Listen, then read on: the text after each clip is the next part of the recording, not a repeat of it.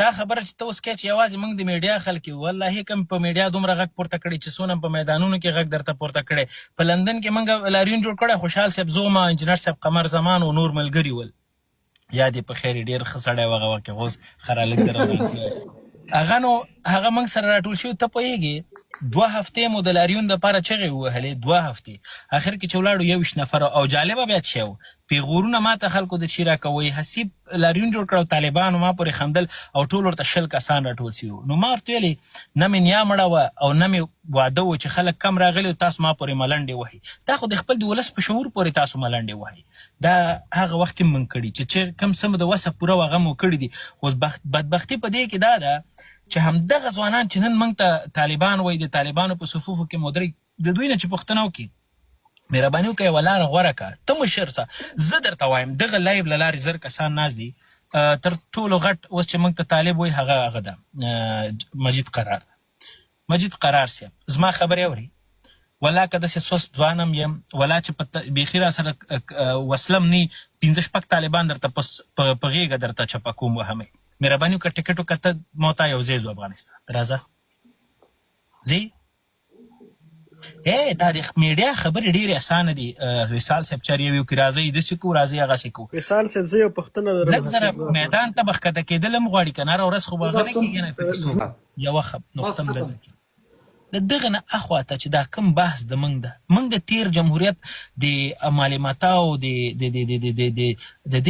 ظاهر قدیر دې خلکو د جمهوریت خبره درته نه کوو. موږ چې جمهوریت وایي خلکو ته هغه په نظر کې ودرېږي. دا موضوع زموږ د ټولو په منځ کې حل ده او دلته شته ټول ملګري جمهوریت پاله دي.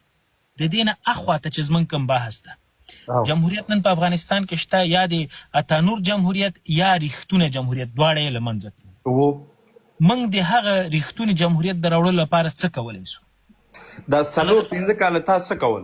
اوس خو خیر خو همدا خبره کوم یار. موږ د هغې دپاره لاره لټو. لاره یې همدا وه چې زما په نظر باندې په ټولنه کې څومره د جمهوریت دپاره ذهنیت سازي کولی سي، برین واشنګ کولی سي، د جمهوریت دغه ټکی د خلکو په ذهن کې ته انجکټ کولی سي، دا کار موږ وکړو. دغه اوس خو خیر ته یار ګیره دې نیسه خیر دغه یو ځل موږ دا کار 4.5 کاله دا وکړ. د دغې تر څنګ موږ بل هغه څه کولی سو چې په واقعي معنا باندې په افغانستان کې موږ جمهوریت راول. ښه مثالونه، طالب افغانستان ته چې خپل امارت راوسته، فکر ذهنیت سازي کوله که یې جګړه وکړله، په عملي میدان کې ښکته و، نړۍ سره سیاست کوو، دا ټولې لارې چارې مخته یو ځای په ګډه پیرلل مخته وړلې. نن ورځ په 5 کالو کې تر اوسه پورې موږ یو واقعي ادرس د جمهوریت دپاره نه لرو.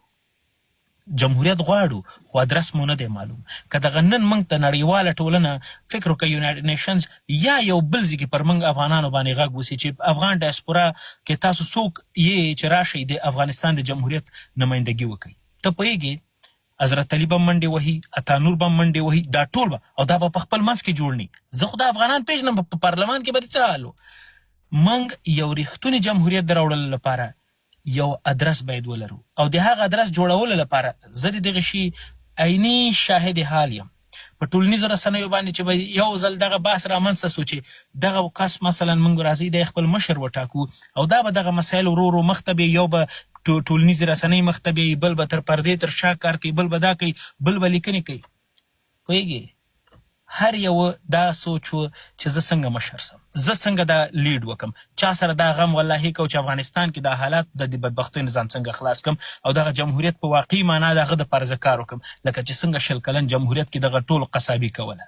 دا په واقعي معنا باندې چا سره هم یو څوک چې لیډ کوي هغې په هر حالت کې کوي، هغې ضرورت نه لري چې خلکو نه هغه اپروول واخلي، ویلیډیشن واخلي. اوس راځم همدغې خبرې ته چې حل لاره څه شی ده. طالب سره کېنئ، همدغه تیر بیرون چې پراته افغان جمهوریت خواهان دي، دوی ځي افغانستان ته د طالب سره ناسته غواړي وکړي، له طالب سره جګړه غواړي وکړي. یوه لارې باید پیدا کړو، هر یوې چې تاسې غوره بولئ. زه د یو ځوان په صفت دغه نه مې د وسه کېږي چې هم در سره وطن ته لاړ سم جګړه درته وکړم او هم لاړ سم هلته په میدان کې ښکته سم که تاسې کومه بله لاره درته د خبرو اترو یې موږ ورپسې شاته ودرېږو ځکه زموږ خو خبرې نه دي زده چې چا خبرې زده دي هغه به مخته سي موږ به شاته پسې هی الله اکبر کو او هورا به پسې وایو دا درته کوی سو نو مهرباني وکړئ په دغه وغږېږئ د دې نه خواته دا خبره چې ما جمهوریت کې دا کړي تا دا کړي دا یې اصلا کې حل لاره نه ده مننه